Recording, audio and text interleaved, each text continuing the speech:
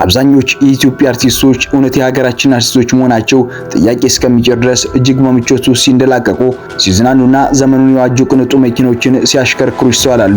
ታዲያ የሀብታቸው ሚስጥር ካየን ግን እንደ አንዳንድ አርቲስቶች ሰርተው ከማግኘት ይልቁኑ በሀገራችን ስልጣን ከተቆናጠጡ መሪዎች ጋር ባላቸው የፍቅር ግንኙነትና የፈለግነውን ነገር ስጡን እኛም በምላሹ የፈለጋችሁን እንስጣችሁ በሚል መርህ ተስማምተው በሚሰጣቸው ገንዘብ እንደሆነ ምን ያክሎቻችሁ መረጃው አላችሁ?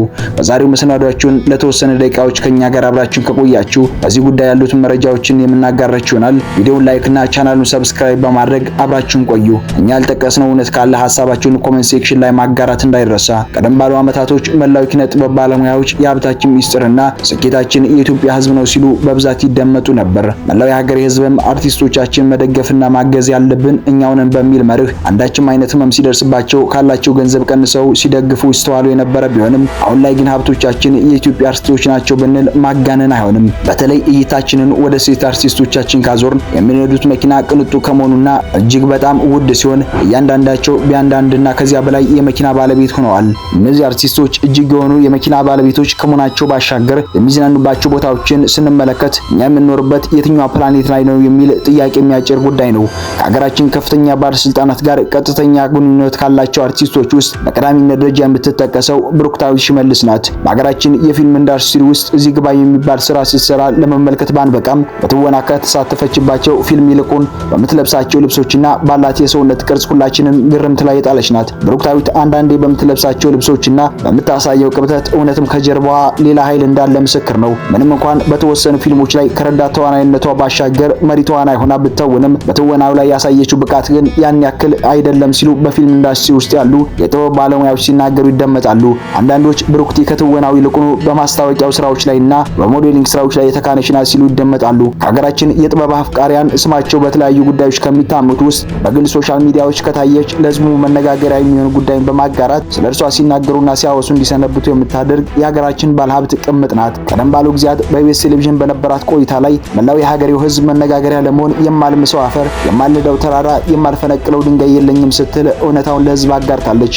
ምንም አሁን ላይ ጥሩ የሚባል ኑሮ ልኑር እንጂ እጅግ በጣም ፈታኝ የሆኑ ችግሮችንና ጊዜያትን ተጋፍጬ ነው እዚህ የደረሱ ስትል ትደመጣለች። አንድ ታክሲ ወደ ሌላ ታክሲ በምሳፈርበት ጊዜ ራሴን በራሴ እያጽናናው ነው ለዚህ የበቃሁት የምትለው አርቲስቷ በዛን ወቅት ከፈጣሪዋ ውጪ ማንም ከጎኔ የነበረ ሰው የለም ስትል ትደመጣለች።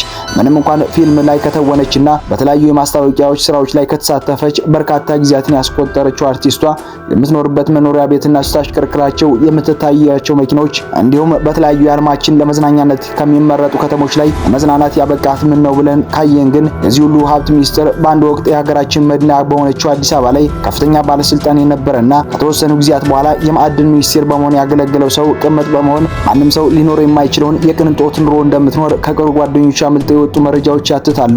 ለዚህ ባለስልጣን አንድ ልጅ የወለደችለት ብሩክቲ ከማን እንደወለደች ለማንም ሳትናገር በየጊዜው በሚሰጣት ሚሊዮን ብሮች ያለምንም ስራ የተንደላቀቀ ኑሮ ትኖራለች። ወደ ሌላኛው አርቲስት ጎራ ስንል በሀገራችን የሙዚቃና የፊልም ኢንዱስትሪ የምናውቃትና በረኛ የድራማ ላይ መላው ኢትዮጵያውያን ያስደመመች በርካታ ነገሮችን ለማንም ሰው ሳታጋራ ደብቃ የምትይዘው ሳያት ደምሴ እናገኛለን። በትወና ሙያ በተሳተፈችባቸው ሁሉ የተዋናይን ገጸ ባህሪ መላበስ የተካነችው ሳያት የሰራቻቸው ፊልሞች ግን ያን ያክል በርካታ የሚባሉ አይደሉም። ከ80% በላይ በሚሆኑት ላይ ሳያት ደምሴ ለካስት እንደተጠየቀች የሚነገርላት ሲሆን ሰው በበዛበት ቦታ መታየት የማትወድ የሚኝ የማትል አስተዋይና የትኛውም አይነት ሽልማት የማያጓጓት ራሷን የምታዳምስ ስትሆን ሳያት ምናልባት ለቃለ መጠይቅ ፈቃደኛ ሆና ከቀረበች ግን ካፏ የሚወጡ ቃላቶች ቁጥብና ሰዎችን የሚያነቃቁ የሚያነሳሱ ናቸው።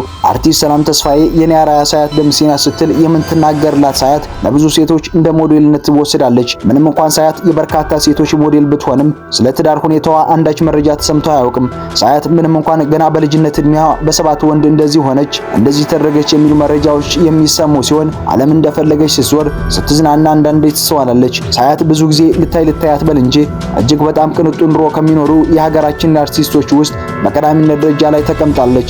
ዘመኑ ያፈራቸው ቅንጡ መኪኖችን ስታሽከረክር በተለያዩ ዘመናዊና ውድ የሀገራችን ሆቴሎች ላይ ዘና ፈታ ስትል በብዛት ትስተዋላለች። ምንም እንኳን ሳያት ቅንጡ የሆነ ኑሮ ስትኖር እንመልከት እንጂ የሀብት ሚስጥሯን ካየን ግን እሷም ልክ እንደ ሌሎቹ የሀገራችን አርቲስቶች የክልል ባለስልጣን ቅምጥ በመሆን ፈሰስ በሚደረግላት ሚሊዮን ብሮች ነው።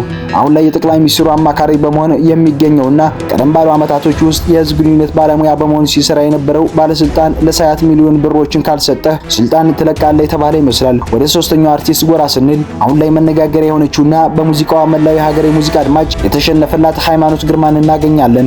አይኔን ለማጥፋት በስኒ ሙከራ ተደርጎብኛል የምትለው የባለስልጣን ቅምጧ አሁን ላይ በተለያዩ ቦታዎች ላይ ቃለ መጠይቅ ላይ በመቅረብ ለበርካታ ዘመናት ደብቃ ይዛው የኖረችውን መረጃ ከማጋራት አልተቆጠበችም። በስኒ ተወርውሮ አይኗ እንዲጠፋ ሊያደርጋት የነበረው አንድ ልጅ የወለደችለት ሰው እንደነበር ተናግራለች።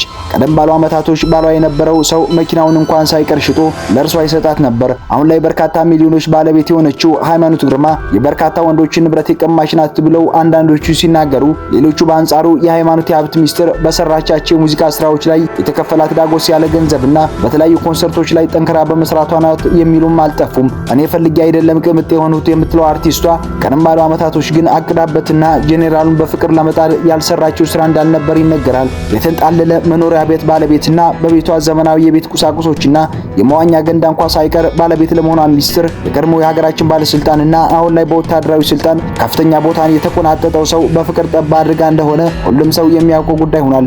አርቲስቷ የእርሷ አልበቃ ብሏት የእናቷና የአክስቷ በጣም ዘመናዊና ቅንጡ ቤቶችን እስከ ጄቱር መኪና ባለቤት አድርጋቸዋለች። ምንም እንኳን እነዚህ ብቻ አርቲስቶች ለእናንተው አጋራን እንጂ በሀገራችን የሚገኙ በርካታ አርቲስቶች የሀብታቸው ሚስጥር ከተለያዩ ባለስልጣናት ጋር ሰጥቶ መቀበል በሚሉት መርህ የጀመሩት የፍቅር ግንኙነት እንደሆነ አንዳንድ መረጃዎች ይጠቁማሉ። በግል ሶሻል ሚዲያዎች ከታየች ለህዝቡ መነጋገሪያ የሚሆን ጉዳይን በማጋራት ስለ እርሷ ሲናገሩና ሲያወሱ እንዲሰነብቱ የምታደርግ የሀገራችን ባለሀብት ቅምጥ ናት። ቀደም ባሉ ጊዜያት በኢቢኤስ ቴሌቪዥን በነበራት ቆይታ ላይ መላው የሀገሬው ህዝብ መነጋገሪያ ለመሆን የማልምሰው አፈር፣ የማልነዳው ተራራ፣ የማልፈነቅለው ድንጋይ የለኝም ስትል እውነታውን ለህዝብ አጋርታለች። ወደ ጃኬቲው ቤተሰቦች ቻናሉን ሰብስክራይብ እና ቪዲዮን ላይክ በማድረግ በቀጣይ የምንሰራቸው ስራዎች እንዲደርሳችሁ ማድረግ አትርሱ። እኛ ያላጋራናችሁ መረጃ ካላችሁ ሀሳብ መስጫው ላይ አጋሩን። በቀጣይ በሌሎች መሰናዶዎች እስከምንገናኝ ሰላም ሁኑ።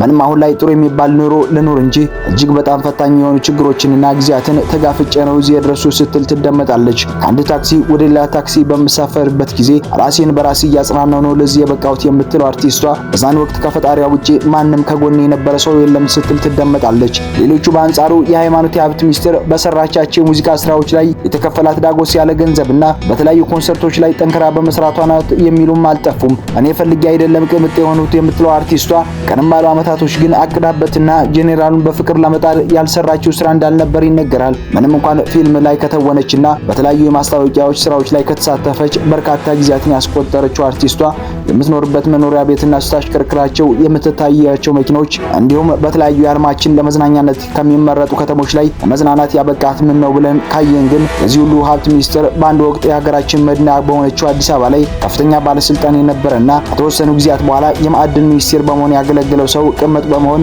ማንም ሰው ሊኖር የማይችለውን የቅንጦት ኑሮ እንደምትኖር ከቅርብ ጓደኞቿ አምልጠው የወጡ መረጃዎች ያትታሉ። ለዚህ ባለስልጣን አንድ ልጅ የወለደችለት ብሩክቲ ከማን እንደወለደች ለማንም ሳትናገር በየጊዜው በሚሰጣት ሚሊዮን ብሮች ያለምንም ስራ የተንደላቀቀ ኑሮ ትኖራለች።